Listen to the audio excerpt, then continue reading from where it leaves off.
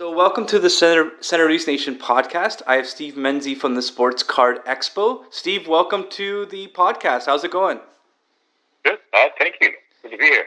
Excellent, excellent. So, we have a big event coming up. Kind of let our listeners know what to expect and sort of maybe a little bit of the history of the event. Maybe even just before that. Yeah, absolutely.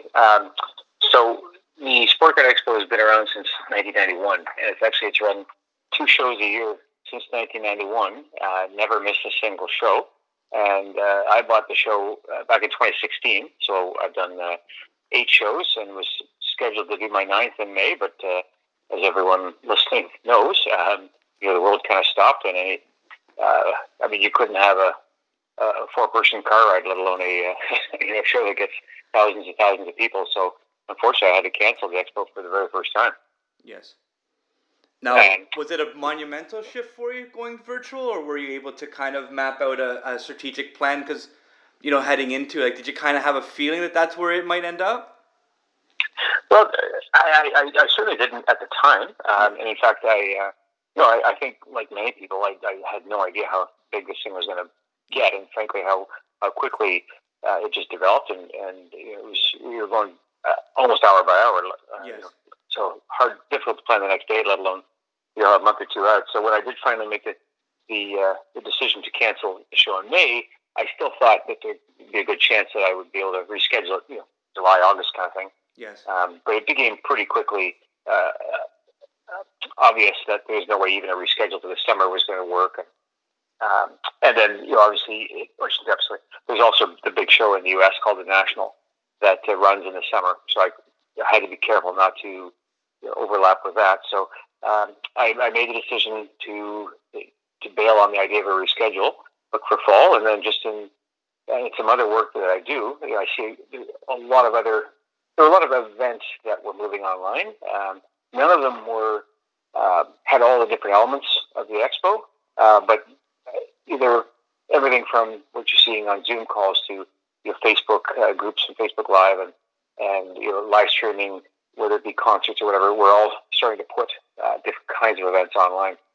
So I made the decision to do a real deep dive into the space. So on the one hand, it was I'm starting from having a great show that has a ton of great history, a ton of very loyal and passionate exhibitors and dealers, and as well as collectors and fans. So that was definitely not starting from zero, but it's also no surprise that many of the guys that are in this hobby, and I say guys, which is predominantly guys, but are older, and I was a little worried about how amenable they'd be to trying a virtual show, but everyone has been really receptive. Again, if you have anything at all to do with the hobby, you'll notice that it's been on fire, over the last couple of months, and it hasn't abated with COVID. In fact, in many ways, the hobby's hotter than it's ever been. Yes. So you want to, speaking a couple of key things. Again, things like the Last Dance. Who hasn't seen what's happening with Jordan cards and memorabilia? It's gone through the roof, and there's been records set with new release cards and other cards. 2 cards in the last 2 weeks have gone for $900,000 US. So all the new issues are being snapped up. So there's definitely a lot of supply and demand, still buying and selling, still happening online. Excellent. So I guess getting to the actual show itself, what can our listeners expect? And do you have any special guests coming? And sort of how does the days break out for you, and for the people that would register for this event?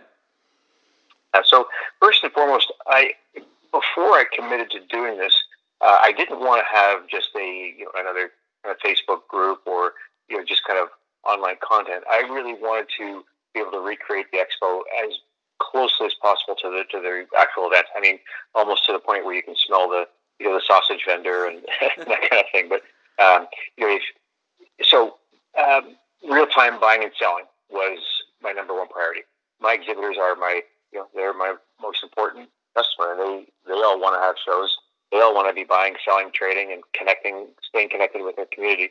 So the platform that I did land on allows me to do that. So you'll be able to literally walk into a virtual booth of your choosing and see different. I have to cut. Sorry. That's it. Yeah, I've got somebody coming up to the house here. Sure. Again, my apologies. That's okay.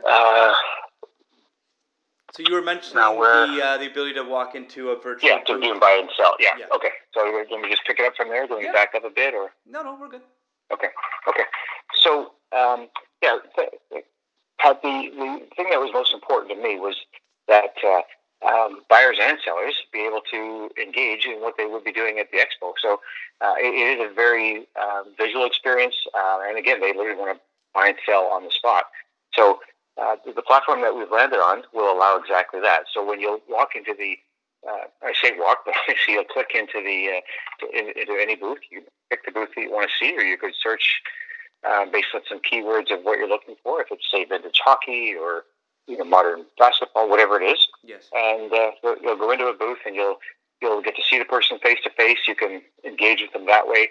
If you're looking for something specific, you can say, "Hey, I'm looking for a Zion rookie," or whatever it is you're after, and they can either say, "Yeah, I've got that here. I can show it to you with multiple camera angles," and or they can say, "Yeah, I've got 3 of those. They're on my website. Here's the link. Click this," or I can send you the link to my Google Docs where all the images are. Yes. And so literally the commerce can be done right there on the spot. And the great thing about this as well is that eBay has been wonderful to work with, and they're my primary partner. This event is powered by eBay.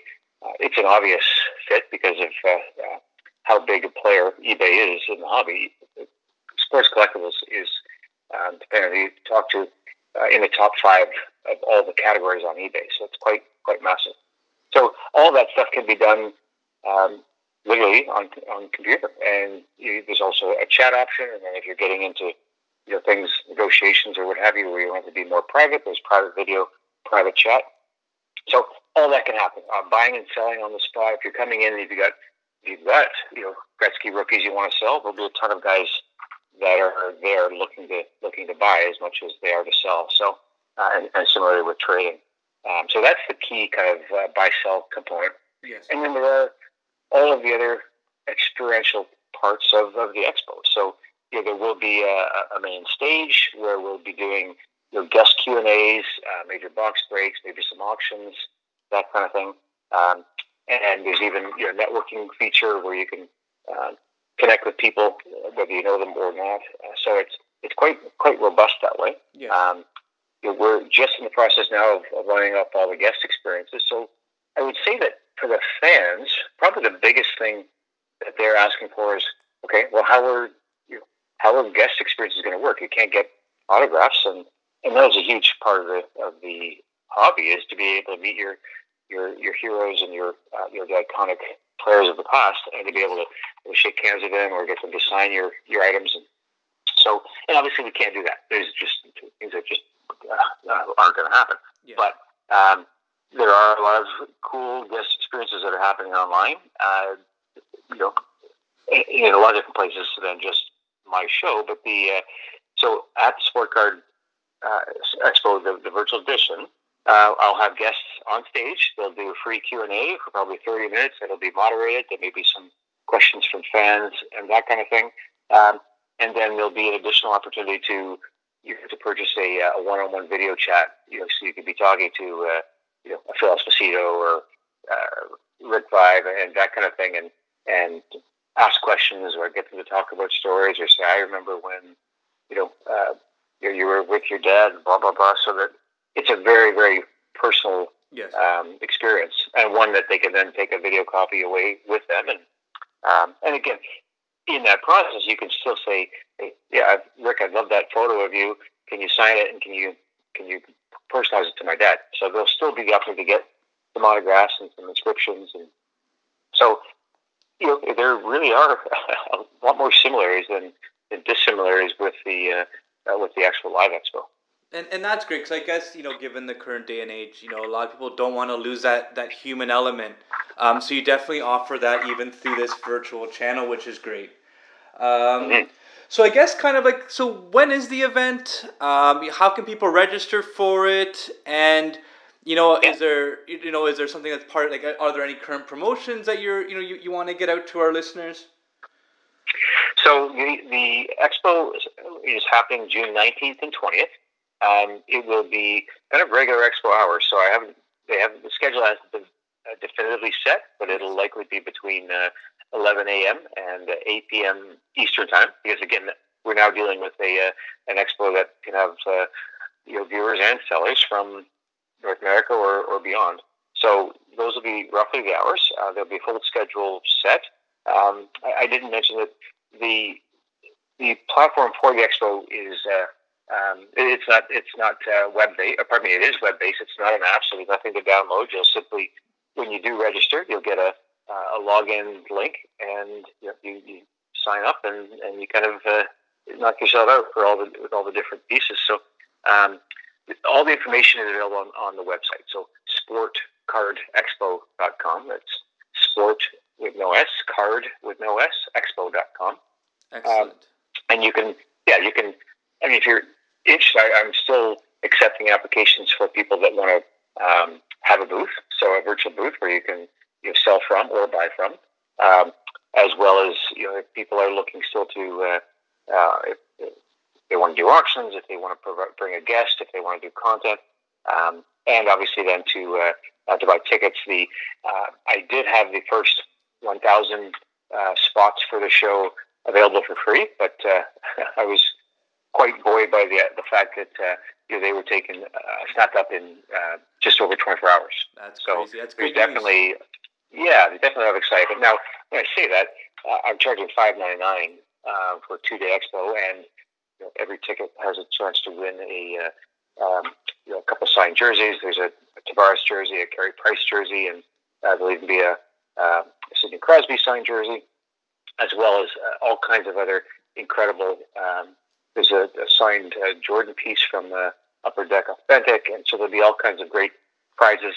There'll be some amazing discounts on Beckett authentication services and those kinds of things. So, I think there's pretty amazing value. We've got over 50 vendors signed up already, and as I said, we're over 1,200 people that are signed up to attend. Wow, that's definitely great, and it's definitely a nice distraction given our current situation. So Steve, I guess before we round out this interview, was there anything else that our listeners need to know about your event, or can they find you on any forms of social media at all? Where maybe if they have any additional questions for you, they can reach out. Yeah, the best the website, or the contact page on the website, or the Facebook page, Sport Card Expo. And it's I hope to think it's quite clear and easy to find, but it's a pretty easy user experience, and anyone that's essentially done a Zoom or a FaceTime call will be able to kind of navigate their way through this, and there'll be lots of tech support people on board and ready to go. But yeah, I would encourage anybody in the hobby that even a passing interest to check it out. I think it'll be fun, and to your point, we're ourselves and the players have nothing better we can do right now. Yes. And let's try it and support the hobby. Excellent, Steve. It has been a pleasure, and we'll definitely continue to follow us, and maybe we'll even follow up with you after the event. So you can kind of let us know how things went, and we'll definitely get you on again very soon.